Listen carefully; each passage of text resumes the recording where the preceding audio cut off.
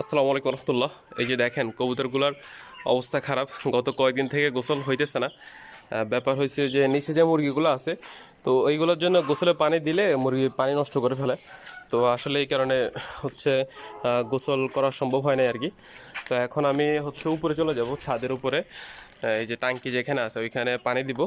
পানি একটা ট্রে নিয়েছি, আর হচ্ছে পানি নিয়ে নিছি।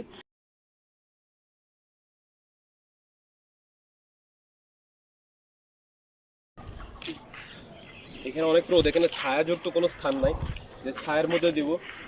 তারপর পানি ঠান্ডা আছে, যতক্ষণ পানি ঠান্ডা থাকে ওরা কতক্ষণ গোসল করতে পারে ওরা ওদের উপর নির্ভর করতেছে।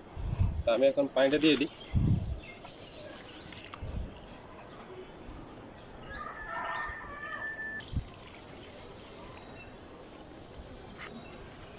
আমি পানি দিয়ে দিছি, দেখি ওরা গোসল করে কিনা, কতক্ষণ লাগে গোসল করতে।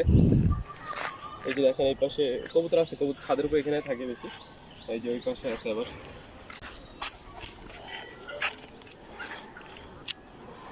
দেখি ওরা গোসল করতে যায় কিনা।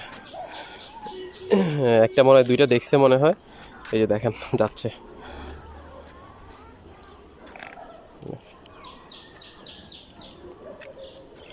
এই দুইটাই একই বাবা মায়ের সন্তান আর কি। একটা হচ্ছে মানে এক বেচের পর আরেক বেচ। যেটা পিছনে আর কি, ওই যে সামনের যে দুইটা একরকম। এটা একটু এই পাশে আমার দিকে, ক্যামেরার দিকে, এটা হচ্ছে পুরাতন, আর ওই পাশেরটা হচ্ছে পরের বেচের। ঠিক আছে, দেখেন। তো দুই তিনটা যখন নেমে যাবে তখন সবগুলো দেখে আমার এই যে দেখেন একটা গোসল করা অলরেডি শুরু করে দিছে। তো এখন এইগুলোর দেখা দেখে আর অন্য সবগুলো চলে যাবে আশা করা যায়। অনেক দিন পরে প্রায় প্রায় হচ্ছে 7 দিন, 5-7 দিন আর বেশি হয়েছে, অথবা আনুমানিক 10 দিনও হয়েছে, আমি শিওর না।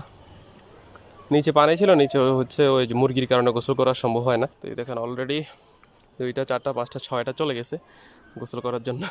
তো ওইগুলো দেখলে আশা করি ওইগুলো চলে যাবে। এইটার অবস্থা অনেক খারাপ। দেখেন দেখেন আমাদের তাকে আছে কেমন। দেখেন এইটার অবস্থা মারাত্মক খারাপ। যাও যাও যাও যাও যাও, গোসল করো যাও।